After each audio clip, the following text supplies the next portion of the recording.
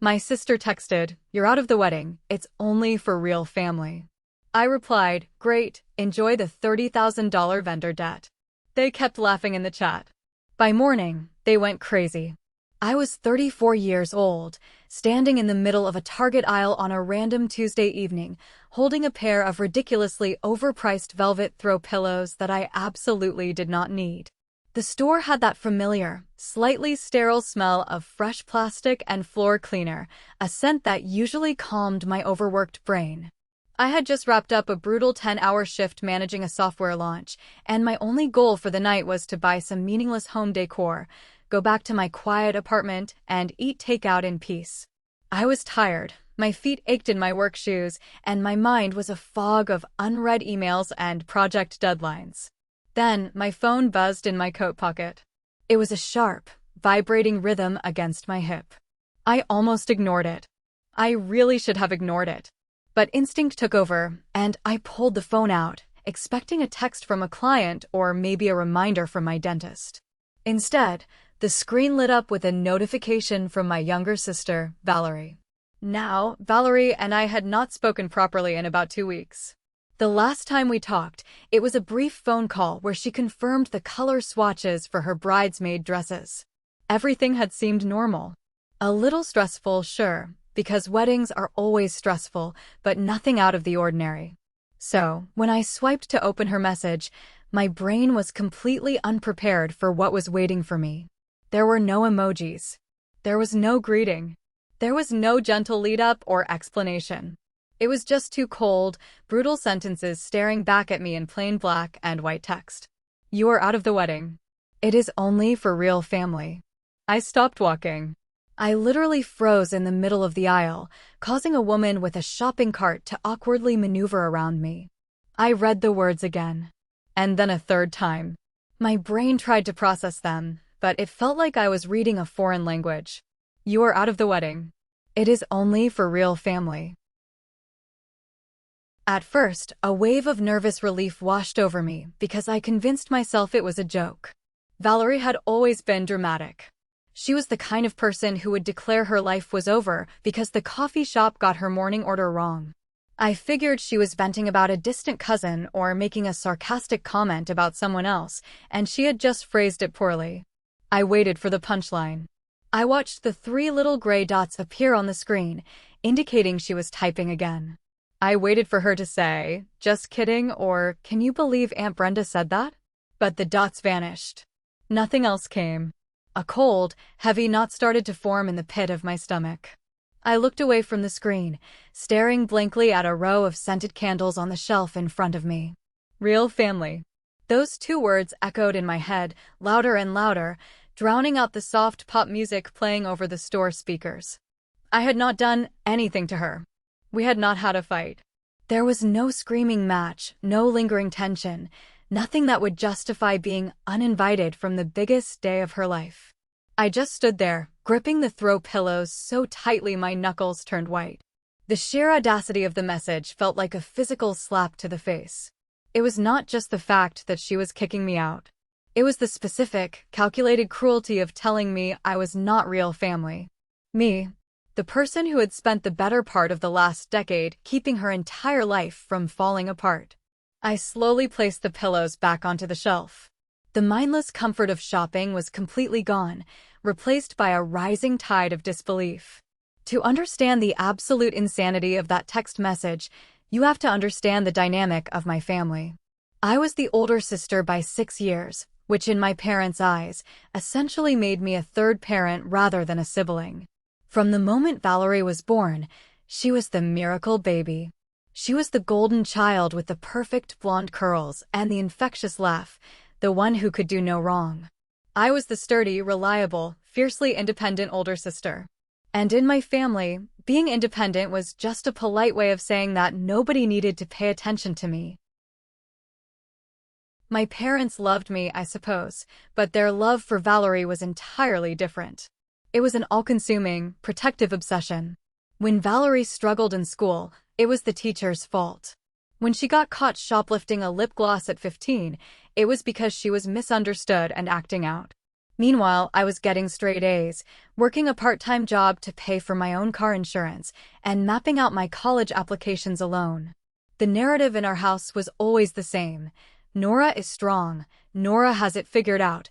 Nora will be fine. Valerie needs us. But as we got older, Valerie needs us quickly turned into Valerie needs you, Nora. By the time I was 26 and landing my first major promotions in the tech industry, Valerie was 20, flunking out of her sophomore year of college and racking up credit card debt like it was a competitive sport. I will never forget the night my mother called me, sobbing hysterically because Valerie was about to be evicted from her off-campus apartment. My parents did not have the cash to save her, so the burden fell entirely on me. I wired $3,000 the next morning to cover her back rent and late fees. I did not get a thank you from Valerie. I got a text saying she was glad the drama was over. That became the blueprint for our relationship. I was not a sister to her. I was an emergency fund. I was the fixer. I was the person you called when you broke something and needed it swept under the rug before the consequences hit. I paid off a maxed-out credit card when she was 23 so her credit score would not be ruined. I bought her the laptop she needed to start her freelance career, a career that lasted exactly 4 months before she got bored and quit. And my parents actively encouraged this. Whenever I tried to set a boundary, my dad would hit me with the same guilt trip. He would say, "You're older, Nora. You make good money. She is your little sister, you have to look out for her. Family takes care of family. Family takes care of family." That was the weapon they used to empty my bank account and drain my emotional reserves for years. I played along because deep down, I desperately wanted them to be proud of me. I wanted to believe that my financial support would eventually earn me their respect, or at least a shred of genuine affection. I thought that if I solved enough of their problems, they would finally look at me and see a daughter, rather than a human ATM machine.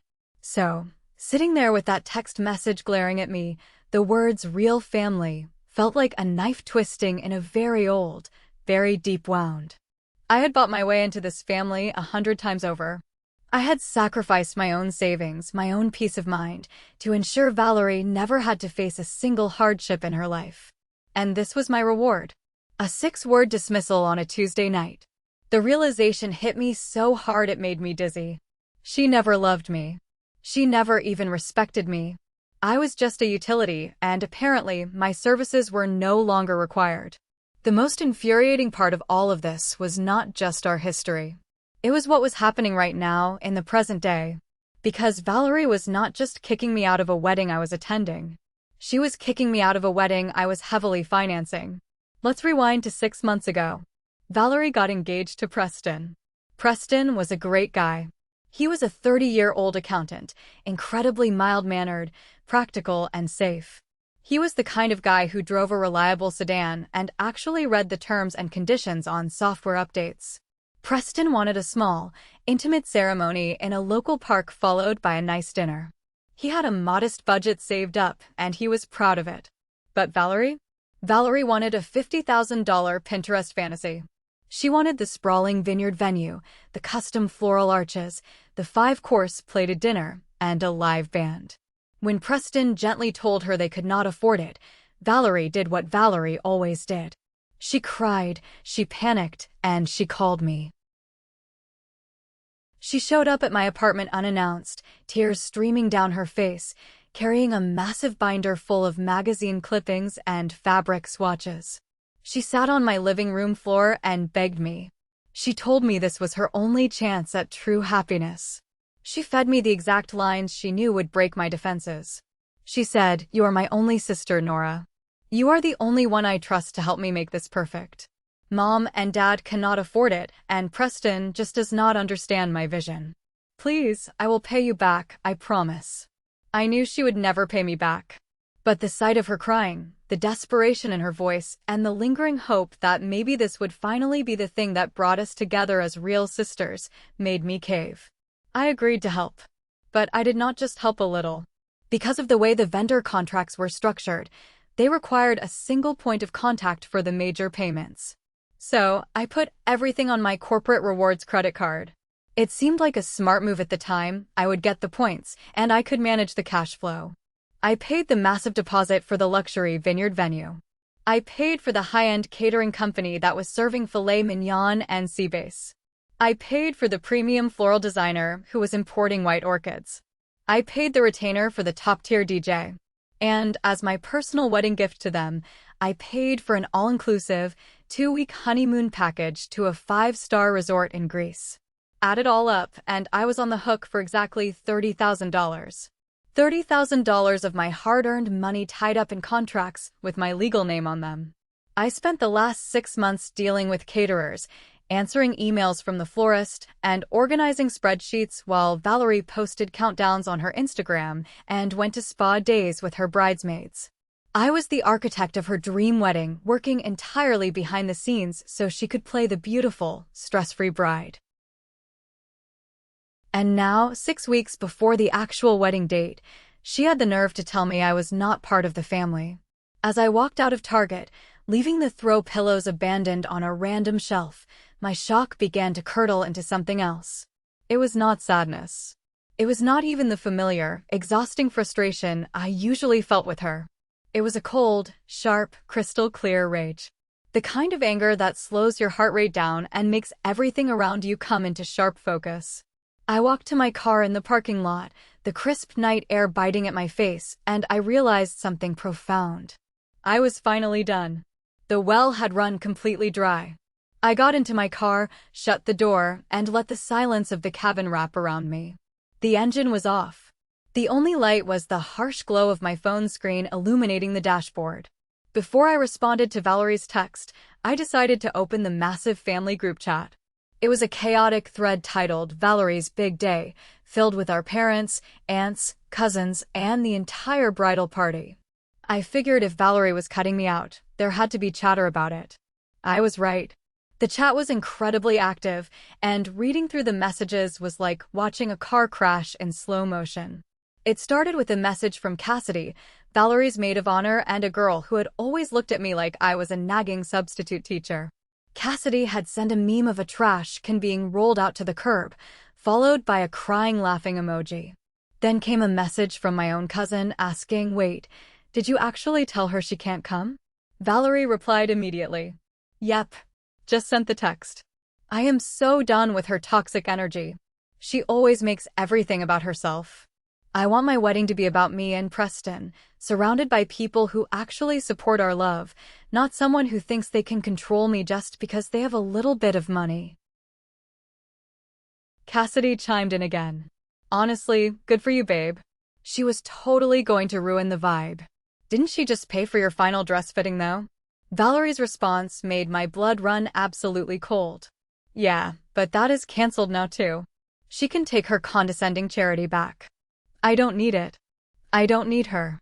More laughing emojis flooded the screen from the other bridesmaids. Someone made a joke about me being a bitter old spinster who was just jealous that my younger sister was getting married first. I sat there in the dark, my thumb hovering over the screen, waiting.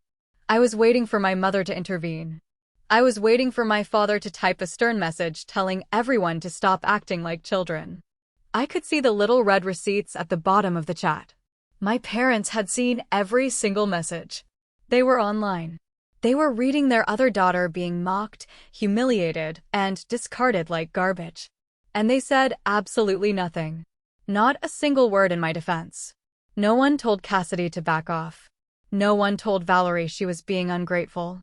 Their silence was a deafening roar in my ears. It was the ultimate confirmation of what I had suspected my entire life. They did not care about me. They only cared about keeping Valerie happy, no matter the cost to my dignity or my wallet. In that moment, something inside me completely snapped. It was not a loud, dramatic break. It was a quiet, permanent severing of an invisible rope I had been clinging to for 34 years. The grief of losing my family vanished, instantly replaced by a feeling of absolute, terrifying clarity. If I was not real family, then the rules of family no longer applied to me. I was no longer obligated to be the bigger person. I was no longer required to keep the peace, to absorb the disrespect, to smile and write the checks while they spat in my face. Valerie said she did not need my condescending charity. She wanted to be surrounded only by her real supporters. Fine. I would give her exactly what she asked for. I started the engine of my car. I did not shed a single tear. My hands were perfectly steady on the steering wheel as I pulled out of the parking lot and drove toward my apartment. My mind was racing, but it was organized. I was a project manager, and I was about to execute the most satisfying project cancellation of my entire career. I unlocked the door to my apartment, kicked off my shoes, and walked straight to my home office. I did not bother turning on the main lights, just the small desk lamp that cast a warm glow over my workspace. I woke up my laptop, opened my files, and pulled up the master spreadsheet I had meticulously built for Valerie's wedding. It had every vendor, every contact number, every contract clause, and every payment schedule. Because I had handled all the major bookings using my corporate rewards card, my legal name, Nora, was the primary account holder on every single contract. Valerie's name was listed as the bride, but financially and legally, I was the sole client. I knew the cancellation policies inside and out because I had read the fine print before signing. We were 6 weeks out. That meant I would lose some of the initial deposits, but the massive final payments, the ones scheduled to automatically draft next week, could be completely halted. I picked up my phone and made the first call. "Hi, this is Nora," I said, my voice perfectly level when the catering manager answered. "I need to completely cancel the contract for the wedding on the 14th. Yes, the entire event.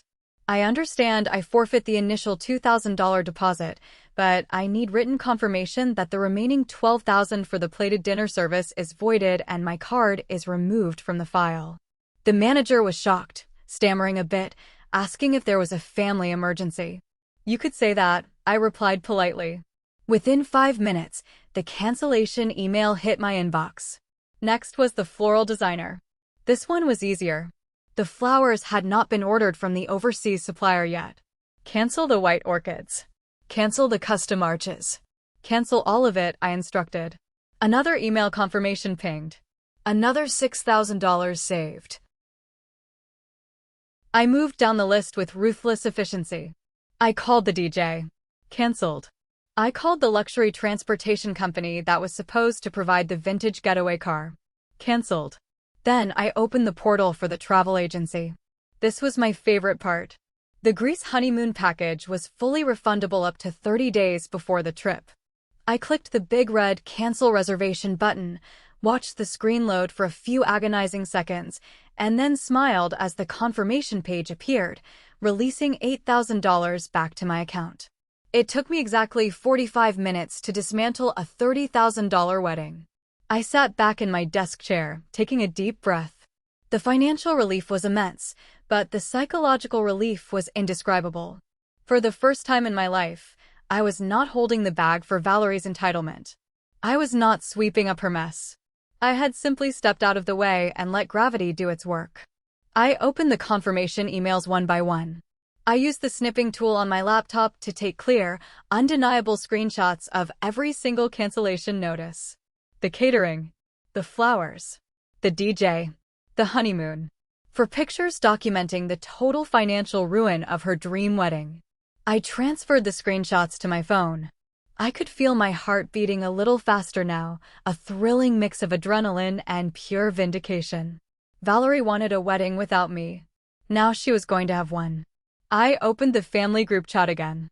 It was still somewhat active, though the conversation had moved on to discussing what everyone was wearing to the rehearsal dinner. The rehearsal dinner that I had also secretly planned to pay for, though I had not booked it yet. Thank God. I did not type out a long, emotional paragraph. I did not explain how hurt I was. I did not demand an apology. Explanations are for people who care about your feelings, and I already knew these people did not. I selected the 4 screenshots from my photo gallery. I hit upload. I watched the little progress bar race across the screen as the images populated into the chat thread. 1, 2, 3, 4. Then I typed my reply, directly quoting Valerie's earlier message. Great. Then real family can cover their own bills. Enjoy the $30,000 vendor debt. Have a beautiful wedding. I hit send. For about 10 seconds, the chat was completely dead. I could imagine the exact sequence of events happening in living rooms across the city. Phones buzzing. Thumbs casually swiping open the notification. Eyes scanning the small thumbnails of the photos, then clicking to enlarge them. The dawning realization of what the words "cancellation confirmed" meant. Then, the 3 gray typing dots appeared at the bottom of the screen. Not just one set of dots. 5 sets. Valerie, Cassidy, my mother, my aunt, and my cousin were all typing at the exact same time. The first message came through from Cassidy. Wait. Nora, what did you just do? Then Valerie. Are you insane?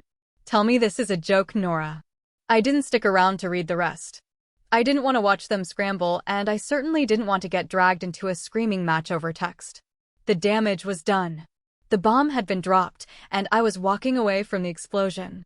I went into my phone settings, turned on Do Not Disturb, and specifically muted notifications from anyone in my family contacts.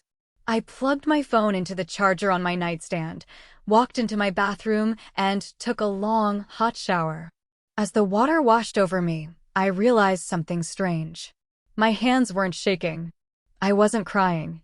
I didn't feel the crushing guilt that usually accompanied any argument with my family. Instead, I felt lighter than I had in years. The massive, suffocating weight of being the reliable older sister, the financial safety net, the unappreciated workhorse, had completely vanished. I dried off, put on my favorite pajamas, and climbed into bed. I knew that tomorrow was going to be an absolute nightmare. I knew that my phone would be a war zone of threats, tears, and manipulation. But for tonight, the quiet of my apartment was perfect. I closed my eyes, and for the first time in 6 months, I slept through the entire night without waking up once to worry about someone else's problems.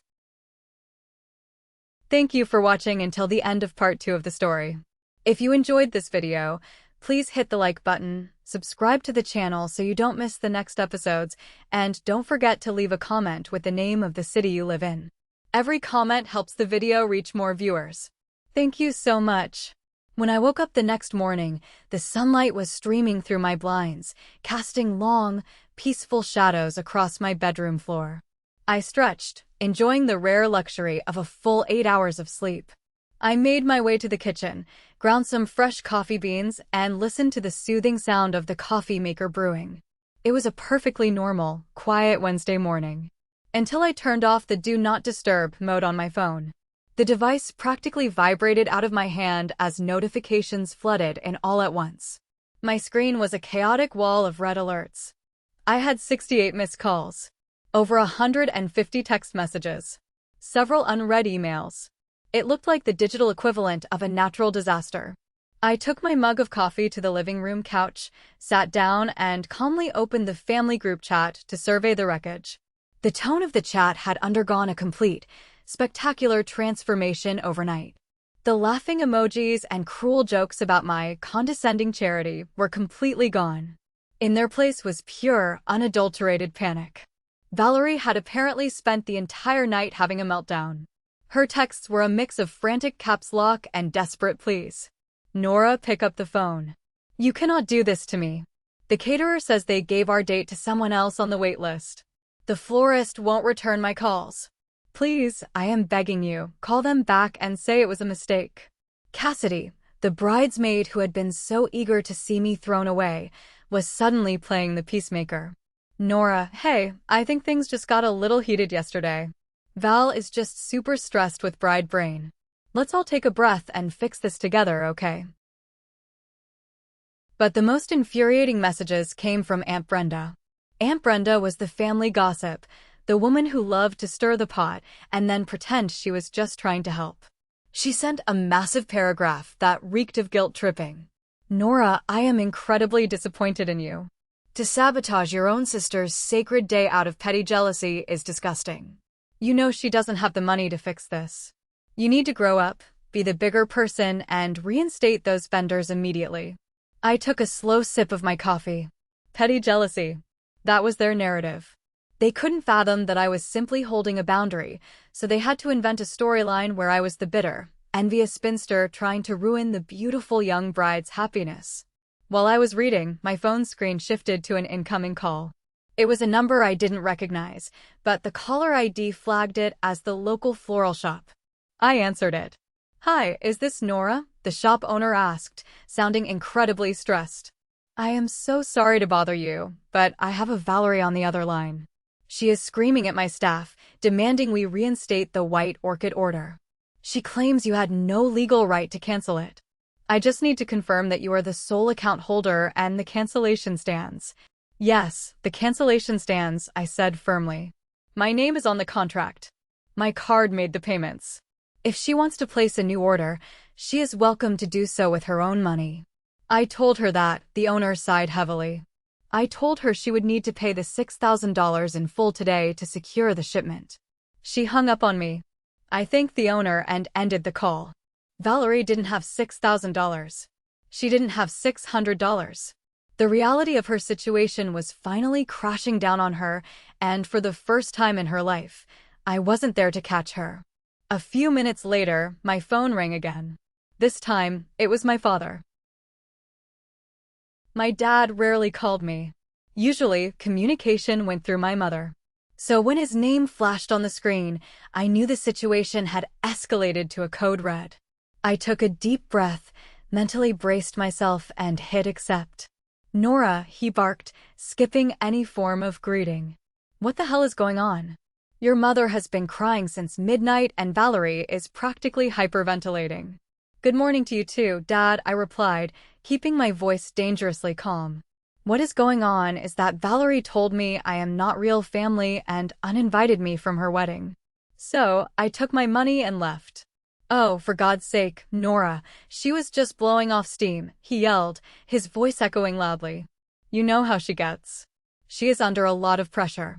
You do not just nuke her entire wedding over a stupid text message." "It wasn't just a text message, Dad. It was the entire group chat laughing at me while you and Mom sat there and watched. I am done being the bank for a family that disrespects me." There was a pause on the line. I could hear him breathing heavily, trying to formulate a strategy. When he spoke again, he dropped the anger and tried to use his authoritative, commanding tone. The one he used when I was a teenager. "Listen to me very carefully," he said, enunciating every word. "You are going to call those vendors right now. You are going to give them your credit card number and you are going to fix this mess. If you don't, you are going to destroy this family. Do you understand me? You will ruin her life and I will not forgive you for it. You will be dead to us." I closed my eyes. There it was. The ultimate threat. The trump card they always held over my head, the fear of abandonment. For 34 years, I had bent over backwards, sacrificing my own happiness to avoid hearing those exact words. I had bought their affection with every bill I paid. But hearing him say it now out loud didn't terrify me. It just made me incredibly sad for the little girl inside me who had tried so hard to be loved by these people. "Dad," I said, my voice barely above a whisper, but steady as a rock. "You can't fire me. I quit." "What does that mean?" he demanded. "It means you don't have to worry about forgiving me, because I am not fixing it. Valerie wanted a wedding without me. She has it. Do not contact me again." I hung up the phone before he could scream another word. I blocked his number. I blocked my mother's number. I went into the group chat, tapped the menu, and hit leave conversation. The silence that followed in my apartment was absolute. The cord was fully cut. I was completely, terrifyingly alone. But as I sat there, looking at my quiet phone, my mind started drifting to something else. Something I had buried deep in the back of my memory for almost 10 months. A secret I had kept hidden to protect the very family that had just thrown me away. If my family thought the vendor cancellation was my only weapon, they were severely underestimating me. I wasn't just the family bank. I was the family vault. Because people ignore the quiet, reliable older sister, they tend to get sloppy around her. And Valerie had gotten very, very sloppy. It was New Year's Eve, exactly 10 months ago. Valerie was throwing a massive party at her rental house. Preston, her fiancé, had left early because he had caught a bad winter cold and needed to sleep. I was staying in the spare guest bedroom upstairs, trying to escape the loud music and the drunken crowds on the main floor. Around 2 in the morning, my phone battery died. I remembered seeing a charger plugged into the wall in Valerie's bedroom earlier that evening. I quietly walked down the dark hallway and gently pushed her bedroom door open, not wanting to wake her if she had also gone to sleep. The room was pitch black. I stepped inside, fumbling blindly for my phone to use the screen light. Because I had had a few glasses of champagne, my fingers were clumsy. I managed to wake my phone up, but instead of turning on the flashlight, my thumb swiped across the lock screen, opening the camera app directly into video mode. As the screen illuminated my face, casting a faint glow into the room, I heard a sound that made my blood freeze. It was the sound of heavy breathing and muffled laughter coming from the bed. I stood paralyzed. Through the dim light of my phone screen, I saw two figures tangled in the sheets. One was definitely Valerie. The other was a man. A man with heavily tattooed arms and dark hair. It was absolutely, undeniably not Preston. It was Trent, the arrogant personal trainer from her gym who had been flirting with her downstairs all night. I should have run. I should have screamed. But shock pinned my feet to the floor. And, because my thumb was resting on the screen, the video began recording. I captured exactly 22 seconds of footage. It was dark, grainy, and mostly just shadows moving, but the audio was crystal clear. I heard Trent's voice, low and raspy. "What about the accountant? He's gonna find out." And then, Valerie's voice. A voice I had heard tell me she loved Preston more than life itself. She giggled, a cruel, careless sound. "Preston is just a safety net. He pays the rent. I don't love him like this. I don't love him like I love you."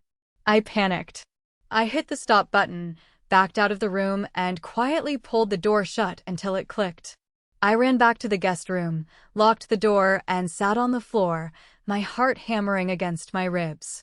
I watched the video 3 times that night. It was the ultimate betrayal. Preston was a good man. He was working overtime to afford the ring she demanded, and she was in the next room calling him a safety net while she slept with another man. I almost sent it to him the next morning, but I didn't. I convinced myself it would destroy the family. I convinced myself that maybe it was a one-time drunken mistake. I played my usual role. I kept my mouth shut, absorbed the toxic secret, and carried the burden so Valerie wouldn't have to face the consequences. I locked the video in a hidden folder on my phone and tried to forget it existed. But sitting on my couch now, legally estranged from my parents and uninvited from a wedding I had financed, I realized something. Keeping that secret wasn't noble. It was enabling a monster. Valerie had built her entire life on lies, manipulation, and other people's money. I unlocked my phone, opened the hidden folder, and watched the 22-second clip again. The audio was just as sickening as I remembered. Valerie wanted to play a ruthless game. She thought by cutting me off, she had won. But she had forgotten one crucial detail. She had forgotten who she was dealing with. I wasn't going to just walk away and let her trap an innocent man into a fraudulent marriage. The wedding was still scheduled to happen in 6 weeks. And though I was uninvited, I fully intended to be there. But I wouldn't be bringing a checkbook. I would be bringing the truth. The next 6 weeks were the quietest of my entire life. I had blocked every single member of my immediate family. I had muted the mutual friends who I knew were just fishing for gossip to report back to Valerie. My apartment became a sanctuary of silence. I focused on my work, I went to the gym, and I even started a new painting project that I had been putting off for years. On the surface, I was moving on. But underneath the calm, I was preparing for one final act. I knew exactly when and where the wedding was happening. It was a Saturday afternoon in late October at a winery called Shadow Creek, nestled in the rolling hills about 45 minutes outside the city. I woke up that Saturday feeling a strange, cold sense of purpose. I didn't feel nervous. I felt like a soldier preparing for a necessary mission. I spent a long time getting ready. I chose a sleek, floor-length navy blue dress. It was elegant but understated, the kind of dress that allowed me to blend into the shadows of a crowd while still looking like I belonged at a high-end event. I did my hair in a tight, professional bun and applied my makeup with surgical precision. I looked in the mirror and didn't see the tired, overworked fixer anymore. I saw someone who was about to reclaim her narrative.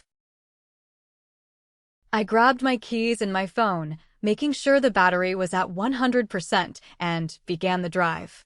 The autumn leaves were turning shades of deep crimson and gold, and the air was crisp. As I pulled into the gravel parking lot of Shadow Creek, I could see the signs of Valerie's downgraded reality everywhere. The sprawling vineyard was still beautiful, but the Pinterest fantasy she had begged me for was nowhere to be found. Instead of the massive, custom-built floral arches I had originally booked for $6,000, there were small, flimsy wooden trellises draped in what looked like hobby store fabric and a few bunches of grocery store carnations. The high-end catering trucks I had scouted were replaced by a single, generic white van from a local deli. There was no security at the gate. Valerie probably assumed I was too defeated, too bitter, to dare show my face after being so thoroughly excommunicated. She was wrong. Narcissists always miscalculate when they think they've broken someone. They don't realize that once you stop caring about their opinion, you become the most dangerous person in the room. I slipped out of my car and walked toward the ceremony site, which was located on a grassy knoll overlooking the vines. I stayed toward the back, keeping a safe distance from the rows of white folding chairs. Most of the guests were already seated, facing the altar. I saw the back of my mother's head, her hair perfectly coiffed, sitting next to my father, who was wearing a suit I had bought him for his 60th birthday. I felt a sharp pang of something, not regret, but a profound sense of loss. These were the people who were supposed to be my real family. And yet, here I was, standing in the shadows of their lives, uninvited and unwanted, because I had dared to stop paying for their illusions. I pulled a small, plain white envelope out of my clutch. Inside was a simple card where I had written 6 words, "Hope you enjoy the memories." I walked over to the gift table near the entrance, tucked the envelope into the glass box, and then retreated back to the very last row of the standing area, partially hidden by a large oak tree. The processional music began, a tinny, recorded version of a popular love song playing through a single, mediocre speaker. It was a far cry from the live string quartet I had originally arranged. I watched the bridesmaids walk down the aisle in their mismatched dresses. Cassidy was in the lead, looking smug and self-important, completely unaware that the world she had helped build on lies was about to collapse. Then came Valerie. She looked beautiful, I have to admit. She was wearing a dress that was far more expensive than she could currently afford. She probably put it on a new credit card or begged our parents to drain their meager savings for it. Her smile was wide and triumphant as she glided toward the altar. To any outsider, she looked like the perfect, blushing bride. But I saw the way her eyes darted around, checking to make sure everyone was looking at her, ensuring her performance was being received by a captive audience. And then there was Preston. He was standing under the archway, looking nervous and genuinely moved. His eyes were watering as he watched Valerie approach. I watched him closely, and for a moment, my cold resolve wavered. Preston was a good man. He was an accountant who loved spreadsheets and quiet nights in. He was the kind of person who believed in the best of people, which made him the perfect prey for someone like my sister. He had no idea that the woman he was about to vow his life to had referred to him as a safety net just 10 months ago. He didn't know that while he was homesick in bed, she was laughing at his expense in the arms of a personal trainer. If they got through this ceremony, Preston would spend the rest of his life being manipulated, lied to, and financially drained. He would eventually find out the truth. People like Valerie can only keep up the act for so long, but by then, he might have children with her. He might have a mortgage tied to her. The cost of the truth would be 10 times higher in 5 years than it was right now. I thought about the word betrayal. My family had accused me of betraying them by canceling the vendors. But what was more of a betrayal? Taking back my own money or allowing a decent man to walk into a trap that would ruin his life? I realized that if I walked away now, I would be just as guilty as Valerie. I would be an accomplice to her lie. I looked at my phone. The family group chat was still there, a dormant volcano in my messaging app. I was no longer a member of the chat, but I still had the contact information for everyone in it. I had created a new broadcast list on my phone weeks ago titled The Truth. It included every aunt, uncle, cousin, and bridesmaid. And most importantly, it included Preston. The officiant began to speak. His voice was a low drone over the quiet vineyard. "We are gathered here today to witness the union of Valerie and Preston." I felt my heart rate begin to climb, not out of fear, but out of the sheer weight of what I was about to do. This was the point of no return. Once I hit send, there was no going back to the way things were. The Nora they knew, the fixer, the ATM, the pushover, would be dead forever. The ceremony moved along with agonizing slowness. They did the readings. They did the Unity candle ceremony, which looked ridiculous with the cheap candles flickering in the wind. Finally, the officiant reached the part everyone was waiting for. The vows. Valerie went first. She had written hers on a piece of high-quality cardstock. She spoke about honesty, unconditional love, and building a future based on trust. It was a masterpiece of hypocrisy. I could see my mother dabbing at her eyes with a tissue.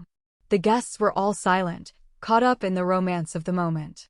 As Preston began to speak his vows, his voice cracking with genuine emotion as he told Valerie she was the best thing that had ever happened to him, I pulled my phone out. My thumb hovered over the send button on the broadcast list. I felt a momentary flash of the old Nora, the one who wanted to protect everyone, the one who didn't want to cause a scene. I told her to be quiet. This wasn't a scene, it was an intervention. I hit send. The silence of the winery was suddenly punctuated by a symphony of digital noise.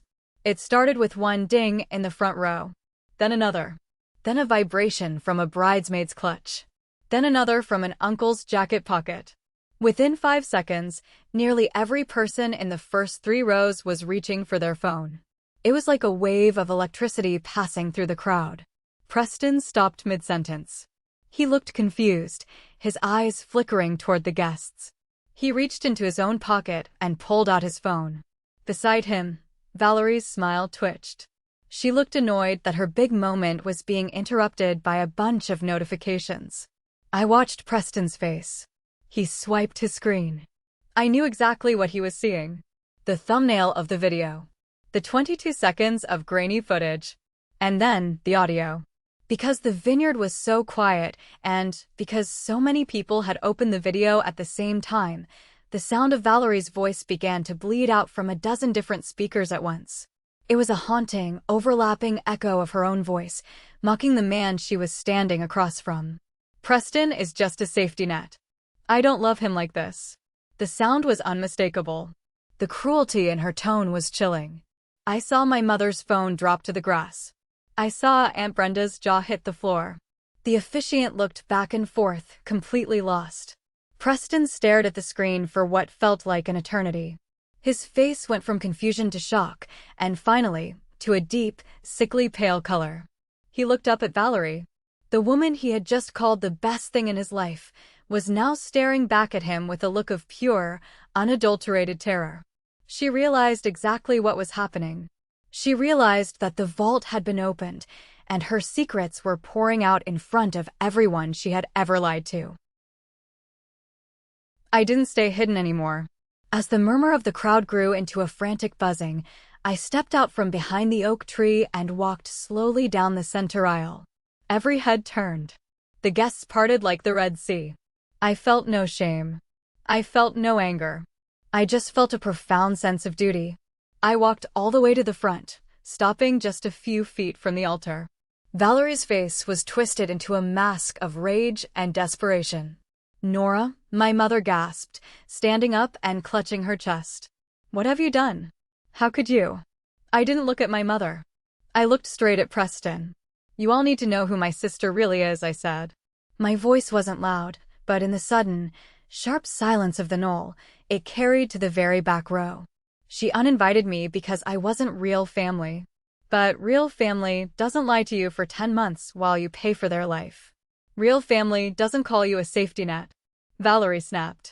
She lunged at me, her expensive white dress rustling violently. She looked like a wild animal. "I'll kill you. You ruined everything. You bitter, jealous bitch." She tried to swing at my face, but before she could reach me, Preston stepped between us. He didn't use force, he just stood there like a stone wall. He grabbed her wrist, not painfully, but with enough firmness to stop her momentum. Valerie turned on him, her eyes wide and pleading. "Preston, honey, it's a deepfake. She made it up. She's tech-savvy. She probably used AI or something. You know how she is. She's always been jealous of us." Preston looked at her. Really looked at her. For the first time in their entire relationship, the accountant was doing the math, and the numbers finally added up. He looked back at the phone in his hand, then back at her. "Is it true?" he asked.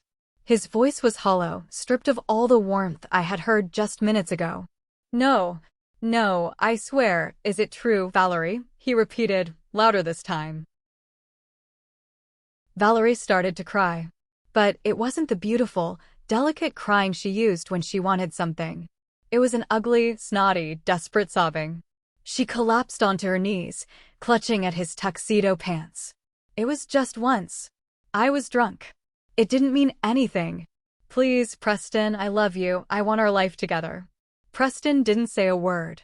He didn't even look at her anymore. He looked at me, and for a split second, I saw a flash of gratitude in his eyes.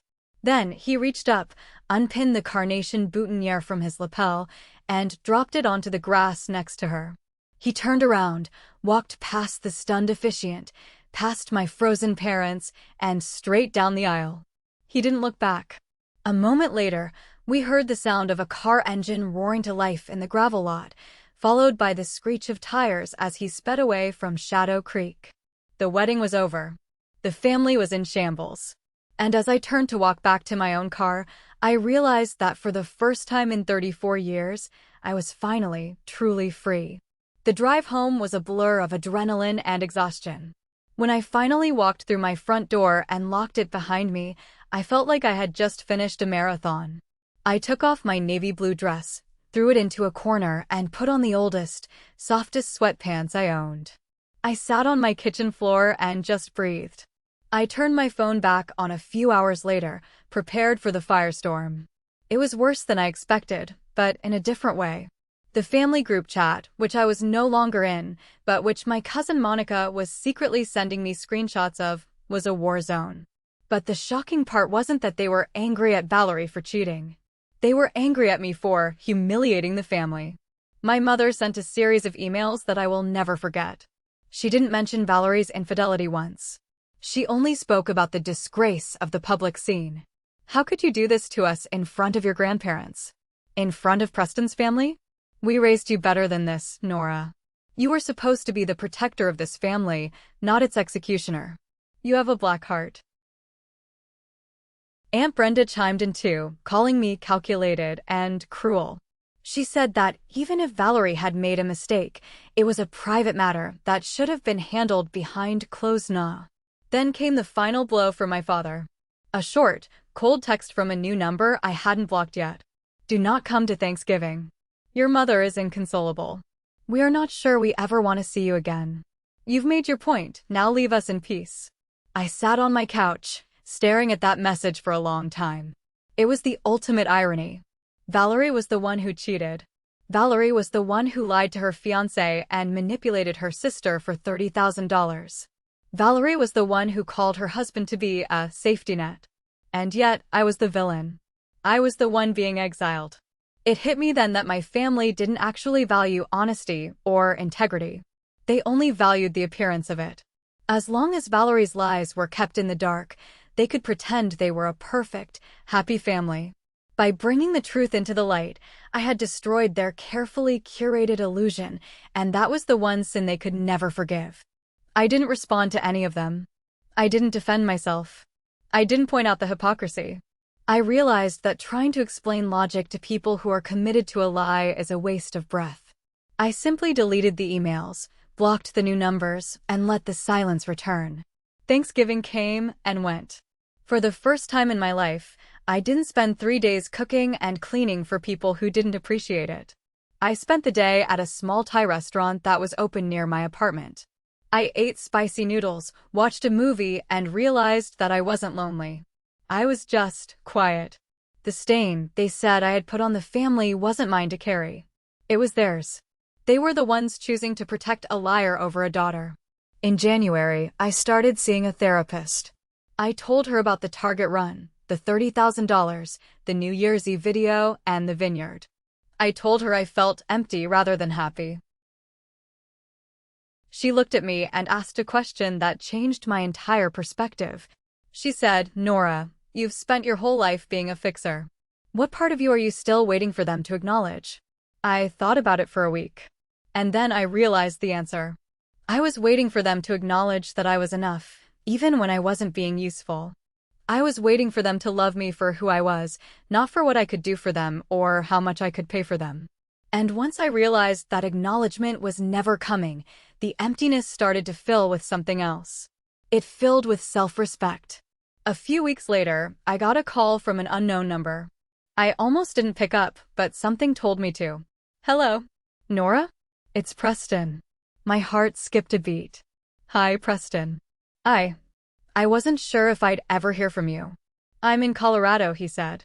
His voice sounded stronger, clearer. "I left town the night of the wedding.